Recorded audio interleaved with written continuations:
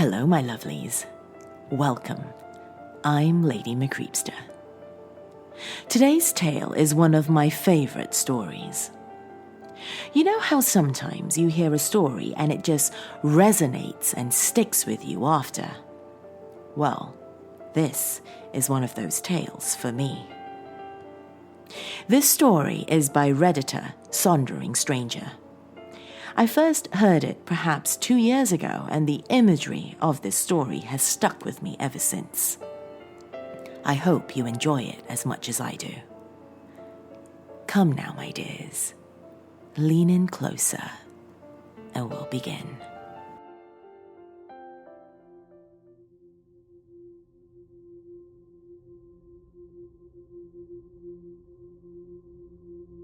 Before I begin, I want you to know that I fell down here a long time ago. How long? I couldn't tell you. I can tell you that time passes by differently down here. It is not ruled by minutes or seconds and is whimsical in choosing its pace. Sometimes it slows down to a painful crawl, while other times it goes by so quickly my head fills with static. I was 9 when I fell, and it was a completely unexpected and terrifying experience. It still is a terrifying experience, I suppose, but I've been down here so long I've become used to it. What I fell into goes by several different names, depending on where you're from. I've heard it called the well, the hole, the tall tomb, and so forth. It has many more names, and they're all from the children it's taken. I call it the pit. I fell into the pit when I was playing hide and seek with my cousins. They had come over to celebrate my mother's birthday, and we decided to play before the adults called us for dinner. I had a blast. I always did when playing with my cousins. I rushed up to my room in record time and hid under my bed. I was just small enough to wiggle under there.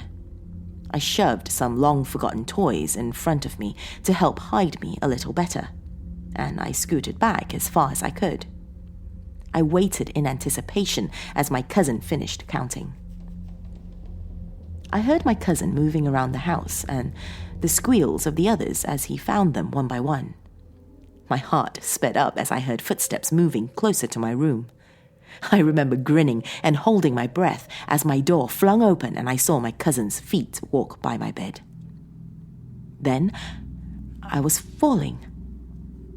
Have you seen that old Disney movie, Alice in Wonderland? There's a scene of Alice falling down the rabbit hole. It was a bit like that. I fell for so long that after a while, I felt like I was floating.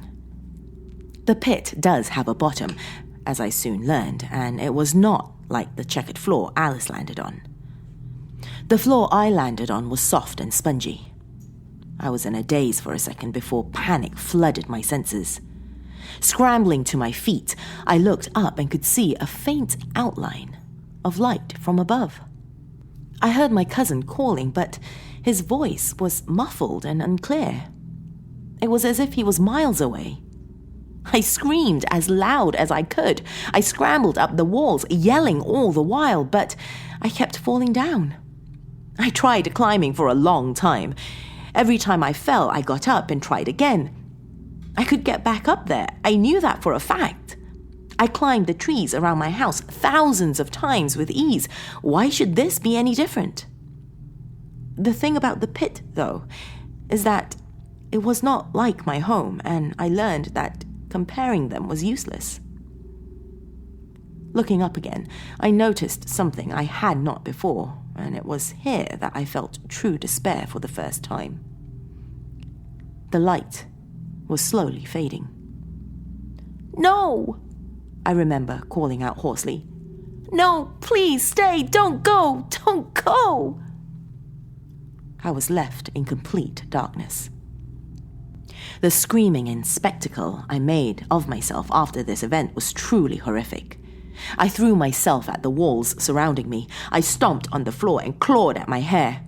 I couldn't breathe, and I felt tears rolling down my face. I threw up. I choked on my snot and bile. It didn't take long for all of my energy to die off, and I slid to the floor as a shaking, shuddering mess.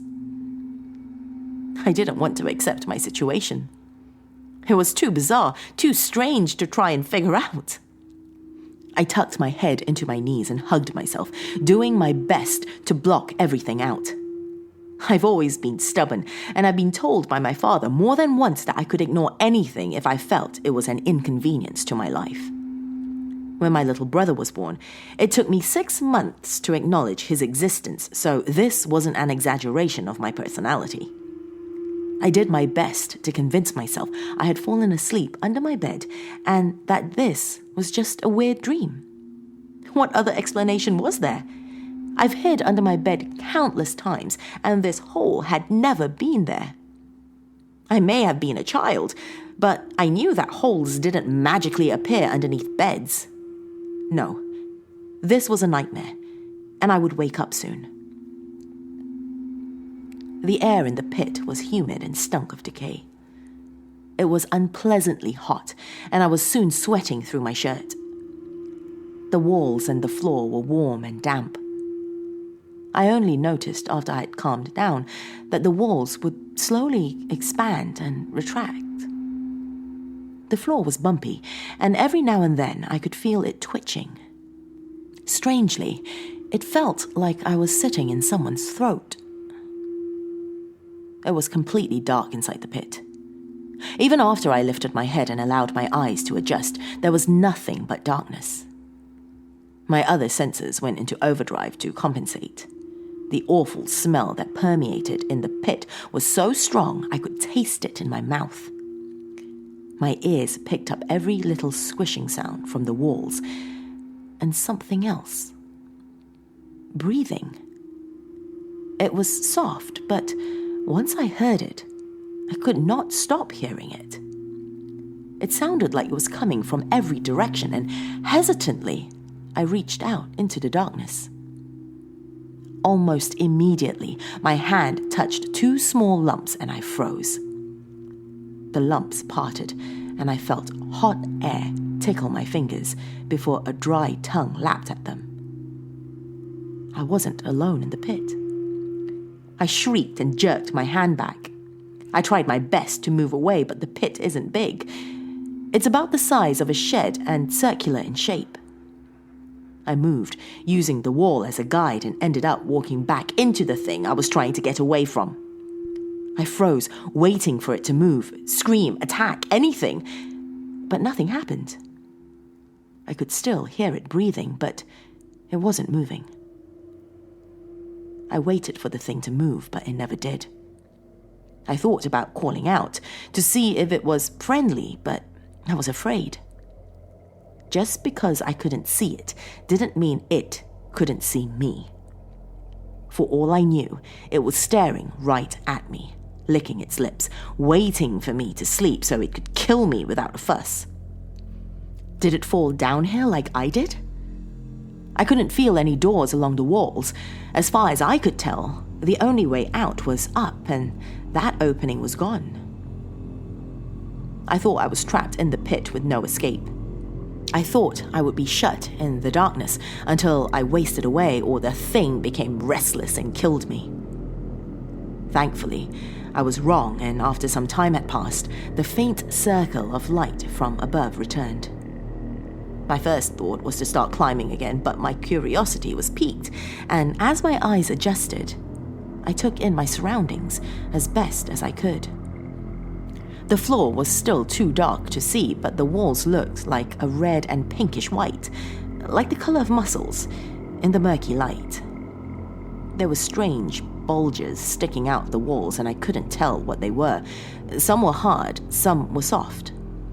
The texture and the way the wall moved made me wonder if I was inside something alive. A flash of movement caught my eye, and I found myself looking at the thing.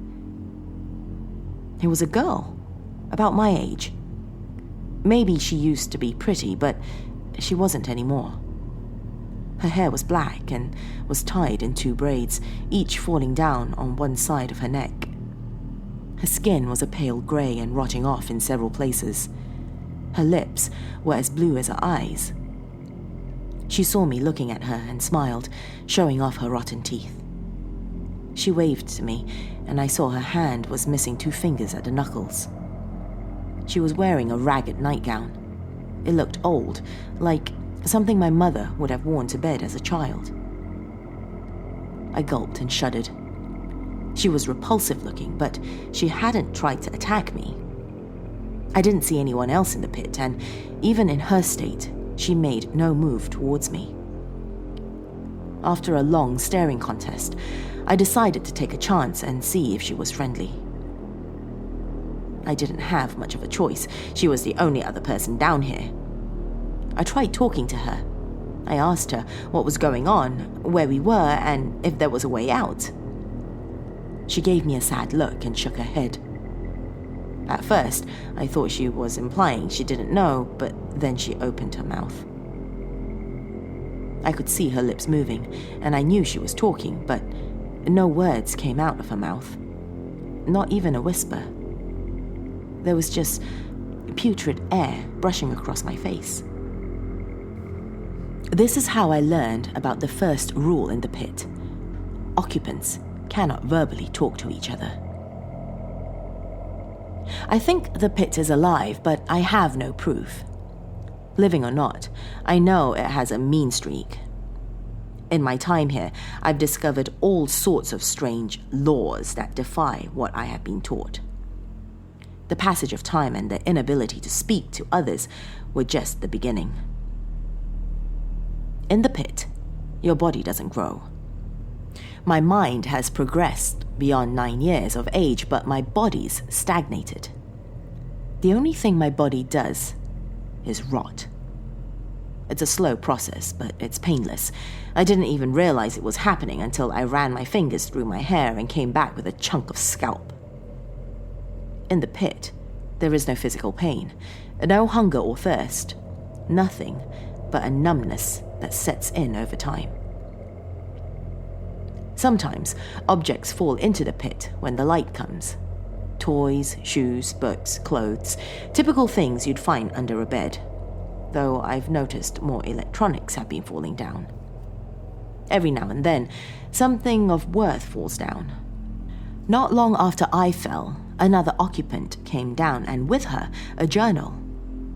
In the faint light, the 3 of us were able to have a small conversation by the grace of paper and pen. The decaying girl, I learned, was named Abigail, and she had been in the pit since 1964. She had this strange habit of nudging my shoulder every now and then. I'm not sure why. Maybe she was just reminding herself she wasn't alone anymore. Abigail was the one who told me the many names the pit goes by. She wrote, as quickly as someone lacking several fingers could, about how she had crawled under her bed to grab a fallen doll when she had been swallowed up. She was 10. The newest victim of the pit was a 7-year-old who went by Kayla. She wasn't as scared as I had been when I had fallen. She had crawled under her bed to hide from her dad because he was in a drunken rampage. Anything was better than that home, she wrote to us in childish letters. She told us she had been praying to be taken away, and her prayers had been answered as far as she was concerned. The current date was 2002.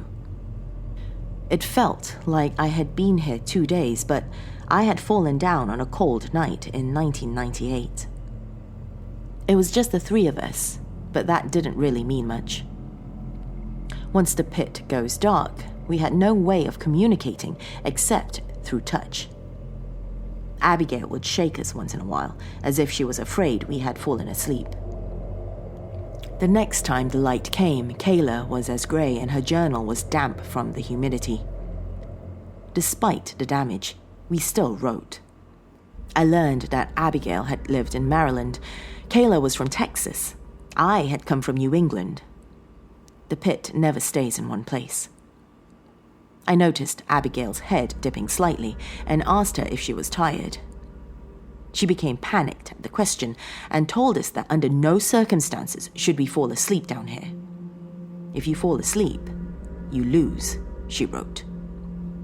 I prodded her further, but she refused to say any more on the subject, and we spent the rest of the time trying to climb out before the light faded. Climbing up the walls was not easy. The humidity made them wet, and it was hard to keep a grip. Abigail had the most difficulties. Her hands were in a bad state, and her feet weren't much better. I gave her a boost on my shoulders more than once, but she never made it far, even with the help. Yet, for all her handicaps, she had the most drive to leave out of all of us. Kayla was in better condition than either of us. She was quick and could scale the walls like a squirrel. I think out of all of us, she could have gotten out if she had really wanted to. Kayla is the only kid I've seen come close to liking the pit. Her biggest fear wasn't being stuck in the pit, it was her father's anger. For most, the pit is a prison. For Kayla, it was an escape. When the dark came back, I would grab the girl's hands. It was a habit I picked up, a sad attempt to remind myself I wasn't alone. It was only after I calmed down and could hear them breathing that I let go. I spent my time sitting and staring into nothing, feeling Abigail nudge me every now and then. Sometimes I would sing or talk to myself to remind myself that I could. The most underestimating quality about the pit is the sheer boredom. To fight off the boredom, I often went deep into my thoughts. I replayed my favorite memories in my head and pretended I was back with my family. I became an expert at living in my dreams. I daydreamed so deeply, I never noticed Abigail's breathing becoming fainter or her nudges becoming weaker before her hand slipped away forever. The next time the light came, Abigail was gone. Kayla and I looked for her and found parts of her sticking out of the wall. The pit devours those that give up and become sleepy. This terrifying revelation sent me into overdrive, and the next time the dark came, I remained vigilant. I tried to keep Kayla awake, but she was younger than me and she had no desire to get out of the pit. She went peacefully into the wall, not long after Abigail, leaving her journal with me. Many children came after Kayla, boys and girls all between the ages of 4 and 12. I did my best to explain the pit, but the pages of Kayla's journal had become so wet that the ink was smeared beyond recognition. Other random objects fell through with some of the kids. Most were useless, but a working flashlight that had fallen in was a blessing. It didn't last long. I was careful not to waste the batteries, but the strange passage of time in the pit corroded them. I never even felt the battery acid on my hands. Still, I took advantage of it while I had it. The bright light blinded me for some time, but when my eyes adjusted, I finally got a good look at my prison. A far better look than the faint light from above ever granted me. The walls and the floors were a fleshy red, with the limbs of tired children sticking out. The strange lumps in the wall were objects and children that had been sucked in. Moving the light along the wall, I saw that an old occupant had placed several objects strategically on the wall to act as climbing holes. For the first time in ages, excitement gripped me and I felt hope.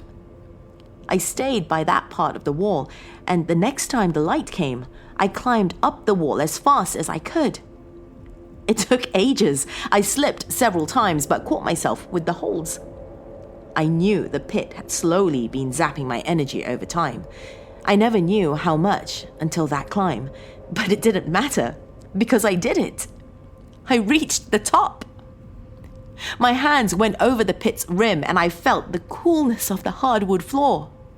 My fingers may have been slowly rotting off and losing feeling, but I remember how the wooden floors of my home felt under my feet. I could never mistake it. My heart was beating so fast, I thought it would fall out of my chest. I pulled myself up and I was halfway out. I struggled to get all the way out, but stopped to gain some of my strength back. It was a long climb and the floor felt amazing against my chest. It took me a moment to focus on my surroundings. Wherever I was, it was a dark, cramped space. It took my hand brushing against some toys to realize where I was. I was under a bed. I saw a nightlight out of the corner of my eye and admired the soothing light. The nightlight flickered, and the pit jerked me back. It felt like I was being dragged into a strong current, like someone was grabbing my ankles and pulling. It would let up every now and then and come back stronger whenever the light flickered. I began to panic and tried to crawl out all the way, redoubling my efforts. The nightlight was dying, and I was being sucked back into the pit. Right before the light burned out, I spotted something. A hand dangling over the bed. I didn't stop to think. I grabbed the hand just as the light died. For a moment, I thought they'd help pull me up, but the hand jerked away violently at my touch. As the pit dragged me back down, I heard a scream over the rushing blood in my ears.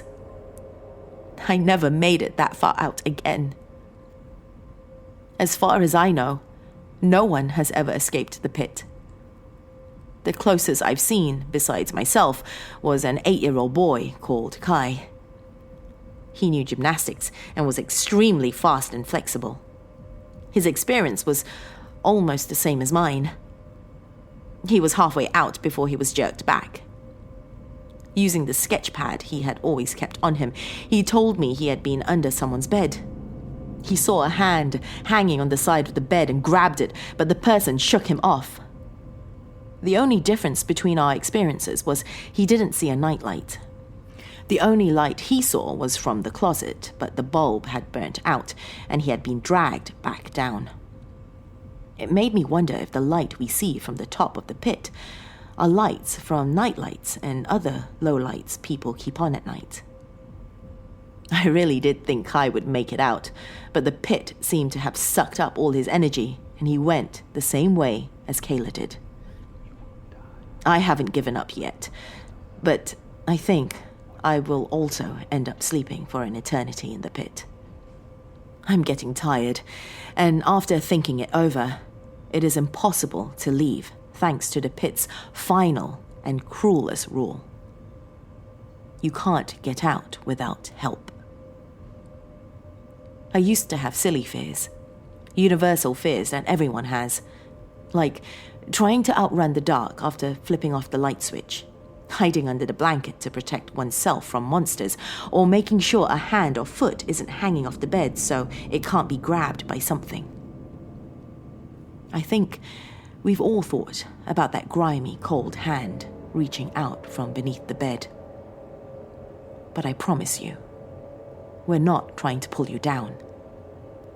We're trying to get out.